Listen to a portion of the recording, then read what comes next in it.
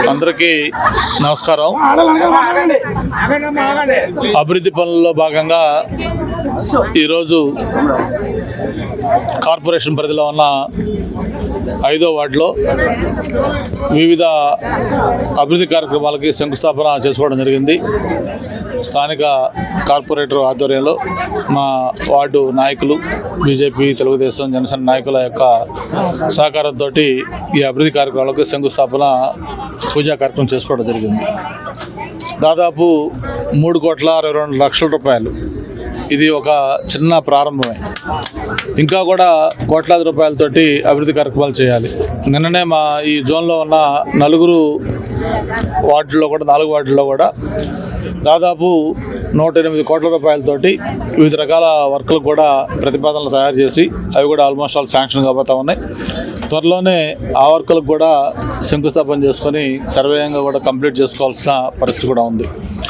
రేపు సాగర్ నగర్లో ఒక బీచ్ బ్యూటిఫికేషన్ కింద 15 కోట్ల రూపాయలతోటి ఒక వర్క్కి రేపు శంకుస్థాపన చేస్తూ ఉన్నాం. ఇలాగా ఒక అభివృద్ధి అనేది ఒక దీని కింద తీసుకొని మొత్తం నగర పాలక సంస్థ పరిధిలో ఉన్న అన్ని వార్డుల్లో కూడా కోట్లాది రూపాయలతోటి ఈ కార్యక్రమాలు చేసుకుంటా ఉన్నాం. మనం గతంలో కూడా చెప్పుకున్నాం, 2014-19 ఏదైతే అప్పుడు తెలుగుదేశం ప్రభుత్వం అధికారంలో ఉండగా ఈ ప్రాంతం అంతా కూడా మరో గచ్చిబౌలి లాగా లేకపోతే హైదరాబాద్ ఉన్న కొండాపూర్ లాగా అభివృద్ధి చెందే ప్రాంతం అవుతుంది.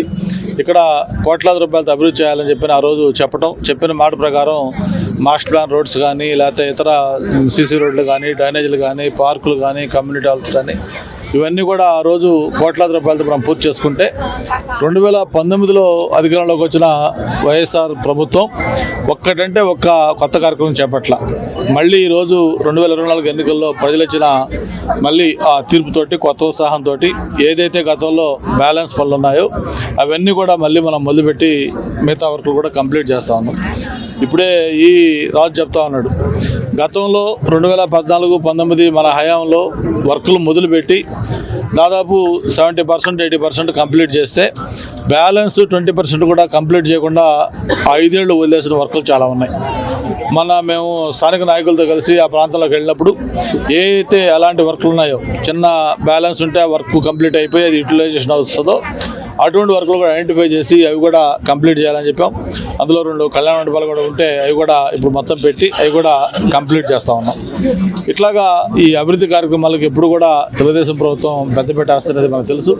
మరి ఈ దఫా కూడా మళ్ళీ ఏదైతే బ్యాలెన్స్ వర్కులు ఉన్నాయో అవన్నీ కూడా కంప్లీట్ చేస్తామని చెప్పి కూడా మరొకసారి తెలియజేసుకుంటూ ఈ సందర్భంగా స్థానిక కార్పొరేటర్ కానీ లేకపోతే ఇతర నాయకులు, కూటమి నాయకులందరూ కూడా ఈ వర్కులు కూడా త్వరగా కంప్లీట్ చేసుకునే విధంగా మీరు అధికారులతో కూడా కోఆర్డినేట్ చేసుకొని స్థానికంగా ఉన్న ఇబ్బందులు ఉంటే అవి కూడా సార్ట్అవుట్ చేసి మంచి నాణ్యతతో కూడిన వర్క్, క్వాలిటీ వర్క్, కాంప్రమైజ్ కాకుండా అక్కడ కూడా క్వాలిటీ వర్క్ చేసి ప్రజలందరూ కూడా మన్ననలు పొందాలని చెప్పి కూడా మీ అందరికీ కూడా కోరుకుంటూ మరి ఎప్పుడు కూడా ప్రజల యొక్క ఆకాంక్షలకి వాళ్ళ యొక్క ఆలోచనలకు అనుగుణంగా అభివృద్ధి కార్యక్రమాలు చేసే దాంట్లో ఎప్పుడు కూడా కూటమి ప్రభుత్వం ముందుంటుందానికి ఈరోజు మనం శంకుస్థాపన చేసుకున్న వర్క్లే ఒక ఉదాహరణ చెప్పిన కూడా మరొకసారి తెలియజేసుకుంటూ మరి మనం చూస్తూ ఉన్నాం, మరి అసెంబ్లీ సమావేశాలు కూడా అవుతా ఉన్నాయి. యాక్చువల్గా ఈరోజు కూడా అసెంబ్లీ సమావేశాలు ఉన్నాయి.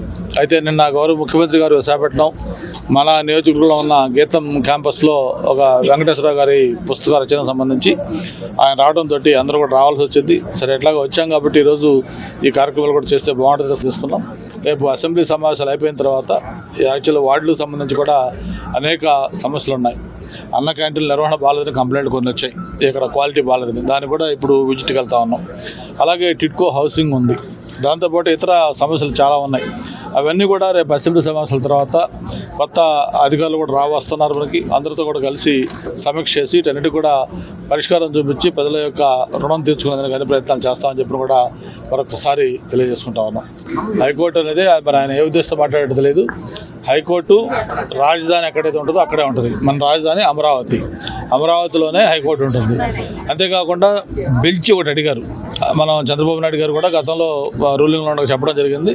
ఆ బెంచ్ కర్నూలులో ప్రతిపాదించారు, ఆ బెంచ్ కర్నూలులో వస్తుంది. కాబట్టి హైకోర్టుకు సంబంధించి హైకోర్టు హెడ్ ఆఫీసు అమరావతిలో ఉంటుంది, దాని బెంచ్ ఏదైతే ఉంటుందో అది కర్నూలులో ఉంటుంది.